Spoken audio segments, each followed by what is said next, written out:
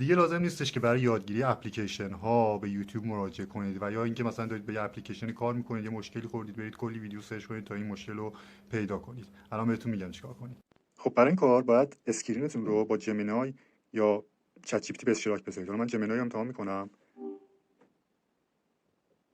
اینجا اسکرینمو باش به اشتراک میذارم و الان اسکرین من رو میبینه. جمینای اسکرین من رو میبینی؟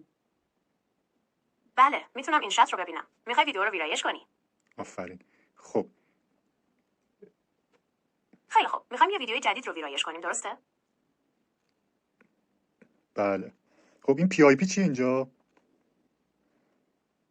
برای استفاده از قابلیت پیپ یا تصویر در این شات، ابتدا یک ویدیو یا عکس رو به عنوان پس زمینه انتخاب کن. بعد روی پی آی پی بزن و ویدیو یا عکس دومی که میخوای به عنوان تصویر کوچیک‌تر روی ویدیوی اصلی قرار بگیره رو انتخاب کن. حالا میتونی اندازه و جای تصویر دوم رو تنظیم کنی. اینطوری میتونی دو تا ویدیو رو همزمان نشون بدی. خب این هنس چیه؟ افزایش کیفیت یا انهانس برای بهتر کردن کیفیت عکس یا ویدیو استفاده میشه. با این ابزار میشه وضوح رو بیشتر کرد، رنگ‌ها رو تنظیم کرد و در کل ظاهر بهتری به تصویر داد. میخوای امتحانش کنی؟